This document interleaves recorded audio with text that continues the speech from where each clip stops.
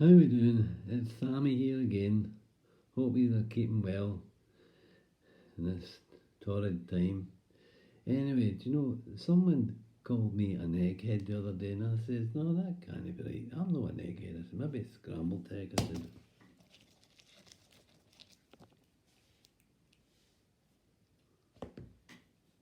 oh, maybe they're right. Aye. Anyway, this day and age, anyway, you don't feel a shell of yourself, don't you? You're half boiled or half fried, you know. And of course, your hair's like a nest anyway. Maybe that's where this came from. Don't know. Anyway, here we go. So we're going to do some poetry for you today. And it's from the voice man. He has written 300 poems and I've found 5 that are half decent. I'll probably stutter through some of them, but don't worry, we'll just keep going. And also coming along is Andy and Roody the ventriloquist to entertain you. They're just really going to introduce themselves and they'll be back next week, I'm sure, with some good material. Anyway, here we go. We're going to do some poems, as I said, written by the man. And here, I'll bring the first one over. And this is Keith, who calls himself Keith, because he's got a speech impairment, written on the 25th of December 2013, Christmas Day, goodness.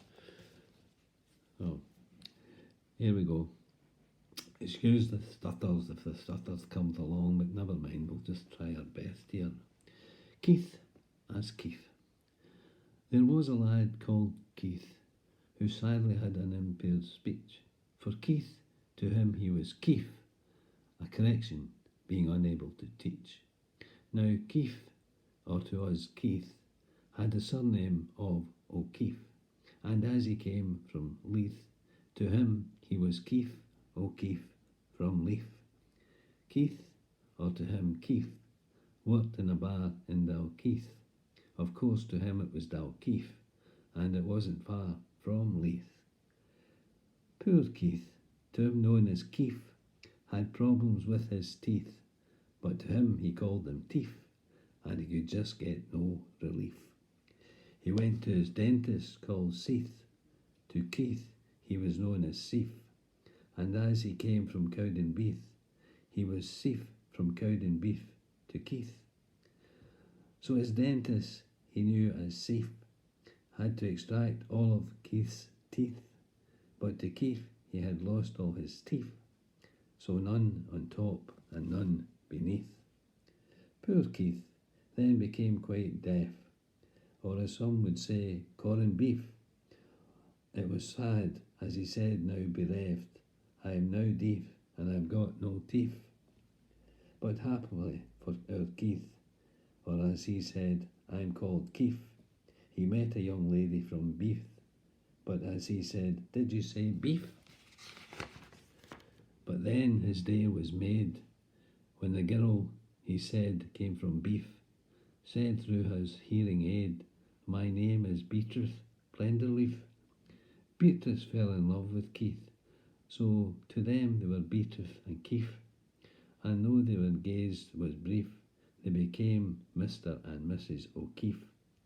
Taking their vows before Pastor Monteith, to them he was known as Monteith, gave their trust to each other in bequeath, then honeymooned for 1 week in Crieff. And now Keith and Beatrice O'Keefe stay in the town of Dalkeith. Of course to them they live in Dalkeith, a top flat with 3 underneath. They have children Gareth and Ruth, but to them they're Gareth and Ruth, a happy family of telling the truth, the smiling faces showing as proof. Visiting often is Keith's sister Elspeth. To Keith she's a sister that's saintly. Of course to him she is called Elspeth, and for years they've been terribly matey.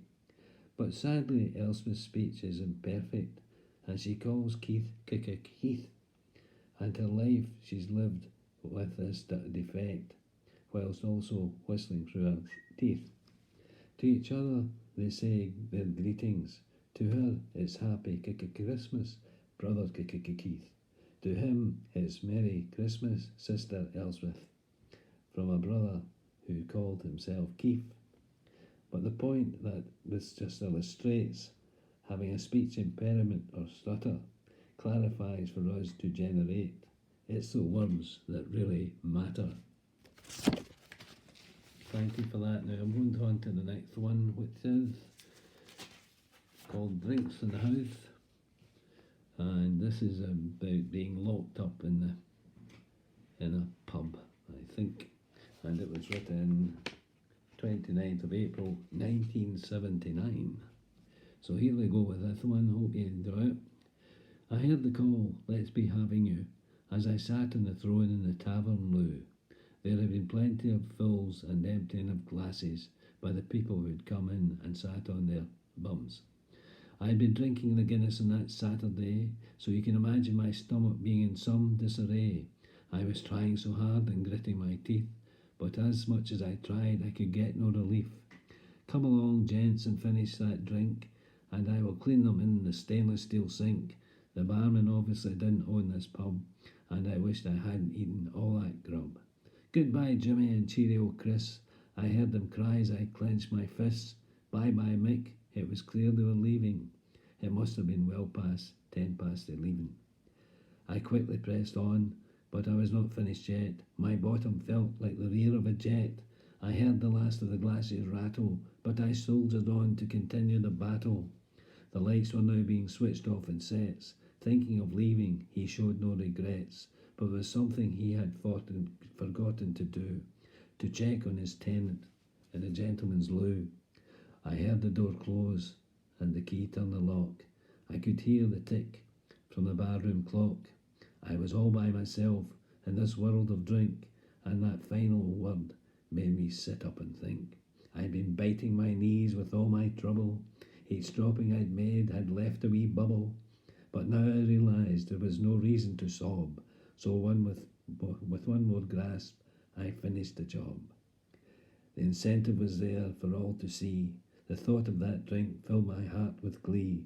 Beer I couldn't buy with the money I got, so I searched for the paper to wipe my brown bot. The wiping was done, so I rushed out the loo. I couldn't wait to get my first taste of brew. The toilet door I swiftly unlocked, so soon I thought my first pint will be topped. I steadily found my way to the bar. I searched for a glass, it was a pint jar. I felt for the pump, my hand it did quiver. To hell, I thought, if it's bad for my liver. I pulled and heard the sweet flow of beer. My conduct was now of someone of cheer. My favourite song was entering my head. Tonight, I thought, I'll not reach my bed. I filled the glass without much alarm. I thought I was a barman with all his charm. I put my glass to my lips with pleasure. I had plenty of time to drink at my leisure. Well, drink I did without taking note how many pints had passed my throat. I was pissed as a newt and staggering about. Let's be having you, I would clearly shout. I was merry and happy, I lived for that day, but I never thought it would come my way. I knew that much later, when this venture would end, I'd finish up with a bloody sore head. But I was happy, my lads, if you want the same, there's one thing to do before you go hame. Sit on that throne and pray no one comes to chuck you out with the rest of the bums. Thank you. Never mind, carry on. This one is 20th October 2007. It's Fiasco at Dunblane Hydro. Just a wee daft poem, but never mind. From Dunblane Hydro I was sent home in shame, and to say I was innocent I had no real claim. Thrown out of the sauna, I admit I was steaming, then put out the steam room for flashing at women. But the manager took pity and gave me a chance, and said I could go to the late dinner dance. So I dressed to my best, well suited and groomed, but as the night passed I knew I was doomed. To make some amends and get my credit rating high, I went to the dinner wearing my spinning bow tie. I thought it would be fun and raise a good laugh, and my tie spun around without causing a draft. But my ties came unstuck, and set off in a loop, then dived in a plate of some old lady's soup. Her partner was angry and picked up her bread roll and steadily took aim. My head was his goal. But as the roll neared, I managed to duck, and to the head waiter his nut it then struck. What the bloody hell, the waiter did cry, and he took from his trolley a big custard pie. He looked at the man who had thrown the bread roll. Take this, you old bastard, he said with a droll. So off went the pie, and it zoomed through the air. As the man saw it coming, he looked in despair. But at the last second, the man took a dive, and the hit from the pie he duly survived.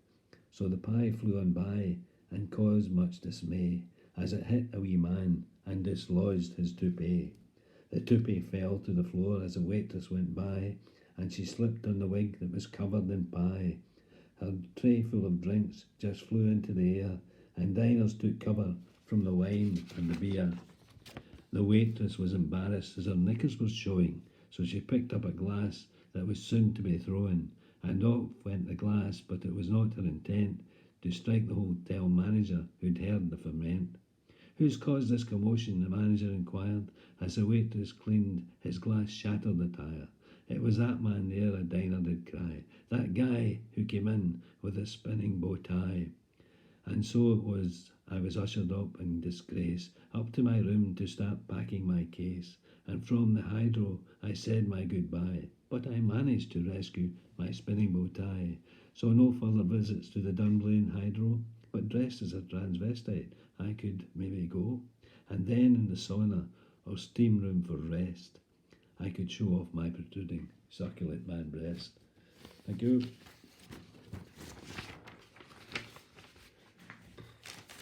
Go on here. You're not getting bored. This is one about Rabbie Burns. I should have done this last week, obviously. And it's the reincarnation of Rabbie Burns. And there was a pub in Airdrie called the Double A, and it was so popular. People came from Edinburgh, from Glasgow, from Stirling, and even at that time the pub used to close early, but never mind. So this is Rabbie Burns' reincarnation. He's pictured the scene of Rabbie reincarnated, walking up Graham Street in Airdrie. He enters the Double A and stands in amazement at the sight that meets his eyes, and slowly this poem develops. O Lord, it gars me greet to be met with this awful sicht, a lads and lasses standing here, drinking spirit and drinking beer. What happened to the barley brie? The barman miller has served me pee.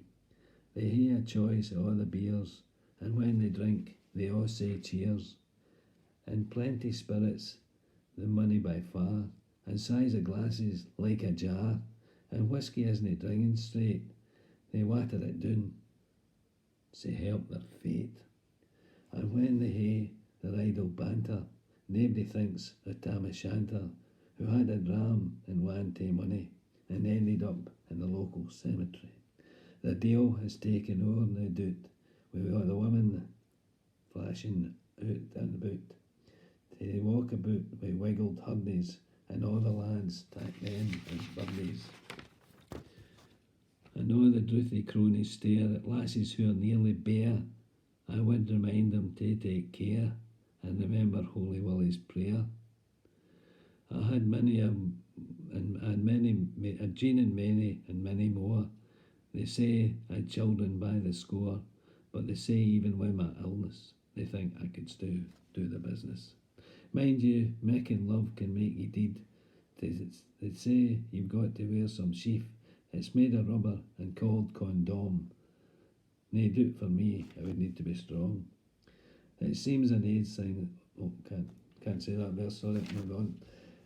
The lads are dressed very neat, from permed hair to dainty feet. They smell a scent and no a sweat, and for a drink for each one they get. And all the lads tackle football and worry at the game at all, but I think they played much more, 'cause all of them just want to score. They also talk about holidays, but it never seems they stay in Scotland. They go abroad to get some sun, they leave a white bit on their bum. And here's a thing I'm proud to say, For me the hae a special day, the hae a meal wi' tatties and neeps, and haggis frae which warm reeking seeps. They recite my poems with grace and style, and then they talk about me for a while. They toast the Queen once they are loaded. I dinna ken she was a poet. And what would Willie Nicol think of this? 'Cause Willie, he would aye be pissed. He'd think it so great, with all these inns open so late. I knew they're heading for the disco. It's where they say they dance allegro. They jump about with wiggled bodies, horsing about like silly cuddies. Weel, Lord, I've had enough. Saying these words beam me up, for I've had a look and I feel fine. So I'll leave now for Old Lang Syne. Oh, that must be Andy and Roody, the ventriloquist. I'll leave the room, social distancing, Nicola, and I'll let them come in for it. Okay.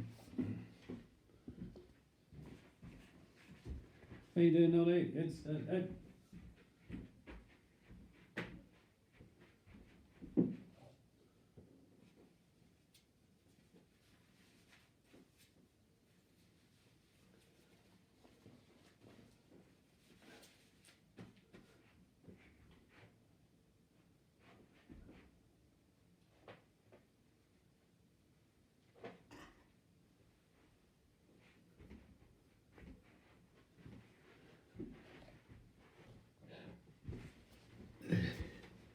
Hello, I'm Andy. How you doing? Right, I'm going to introduce you now to Roody, the ventriloquist. Come in, Roody. There he is. Now, they say, I'm Andy, but I'm not the dummy. You don't have dummies in this political correct era. I am the ventriloquist assistant or assistant to the ventriloquist. Is that right, Rudy? Yeah, there you go. I'll move over a bit because he's not getting in the camera. Yeah. Go on here. Can you see yourself there? Oh, yeah, right there. Good. Right. Now, see, for the last 4 years, I've been trying to get a lady friend, you know what I mean, and it's never worked for me. I've had big woman, wee woman, in between woman, brunettes, red hairs, blonde hair, nae hair, woman with wrinkles, woman without wrinkles, woman with varicose veins, woman without varicose veins, woman with big feet, and woman with wee feet. And it just seemed on social media I get them, but it doesn't last long. So what I was thinking is it's maybe my pattern, because I start out by saying I have a small holding. One of them actually said, yes, you can get pills for that, but the small holding is where I stay. It's a wee small farm, not an ordinary farm, a small wee farm. And so I must maybe change that. And then I'll play the violin, and I'll play I'm in the Mood for Love. So maybe that's a bit too strong to start with. I should sort of lessen it a bit. Yeah. And as for Rudy, obviously, Rudy, you were incapacitated at Christmas, weren't you? I know. It was a shame. He went to Santa, didn't he? He went to Santa and he said to Santa, Santa, I think I've got a clause in my contract. He said that here I can get full pay, and Santa says, no way. Is that right? He said, no chance, he says, I'll give you the sack. He said, so he couldn't accept that, so he finally get furloughed, didn't he? Yeah. And you've got a wee girlfriend, haven't you? Oh, what do you think? What's her name? Pixie, is it? Pixie, what do you think of Pixie? Oh, I see. You and Pixie going well, didn't you? And we got a wee song, haven't we? So we'll sing the wee song about Pixie, then we'll clear off, and we'll be back next week with some more material. Hopefully better material. Right, here it is. Are you ready? Right, okay. Dawes dear is female deer, Pixie is her given name. Rudy as he calls himself, they are both very game. They love running up the glens or go up and down the bends. They are lovers more than friends. They will go us back to Doe. Doe is dear, is female dear. Pixie is a given name. You know me well. Rudy is what he calls himself. They are both very game. They love running up the glens or go up and down the bends. They are lovers more than friends.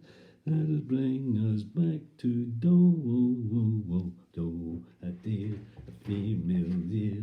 Do you know? They go up and down the glen. Right, come on.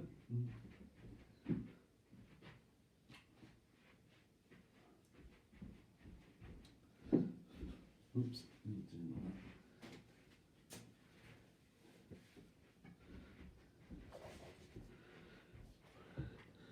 Well, that was very good, wasn't it? I'll be back next week. Just a wee introduction there. I hope you enjoyed them. He's very good, isn't he? You never see his lips moving at all. Rudy just moves that. That guy was moving his top lip far too much, so he's speaking of that. Anyway, we'll get one final poem for you today, and this was written.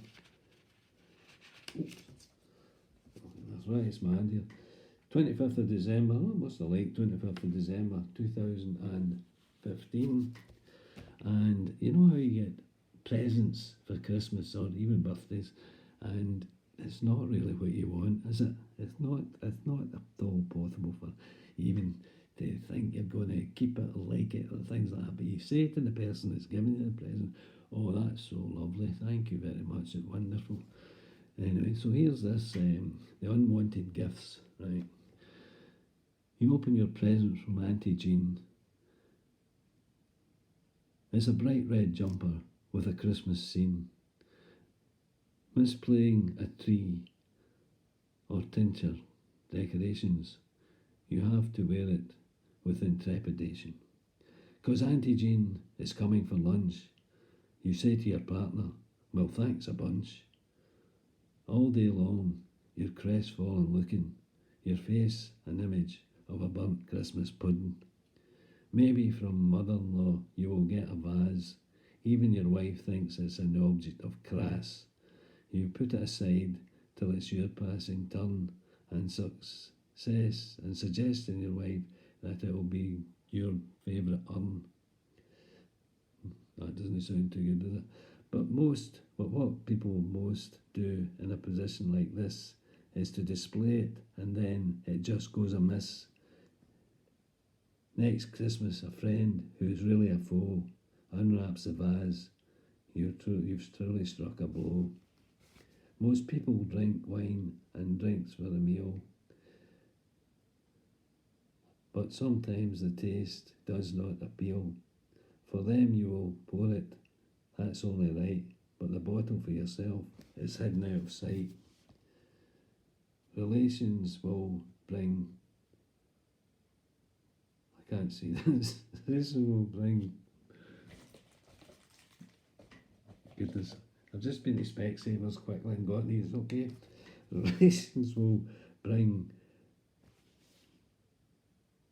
alright, photos of their darling kids, and some of their looks have already hit the skids. You say they'll look lovely, but they're not at all. In fact, most could appeal at their ugly blonde doll appear. People are thoughtful, bring flowers by the bunch. What the lady of the house likes is just their hunch, but that lady looks in horror and shows face in fright, as she thinks it's not right to have red with the white. She'll display them nicely in a little vase, but she'll clearly in terror as the time does pass. And when the visitors have left, she'll have a wicked grin and grab all the flowers and put them in the bin. Your granny brings a gift which she's parcelled with pride, and you unwrap it to pleasures she can't hide. But when you see it, surely it's a jest that you've been given an alluring white string vest. She says you'll be warm in winter and cool in the spring. Thought wearing it to sunbathe that would leave a design could bring. But as she sits close on her knee, large handbag, thought when cleaning the car it will do as a rag. Is there an answer to these tales of woe? Well, consider this option to save you getting low. Instead of those gifts which you've gonna stash, beg her cheekily and say, please give me cash. Oh, should have gone to Specsavers right enough. Anyway, there we go. So hope you enjoyed your afternoon with me, Thammy, and Andy, and the magnificent Roody, the ventriloquist. Thank you all, and I hope you pass it on to your friends and see they're miserable listening to this and looking at it. Okay, bye bye.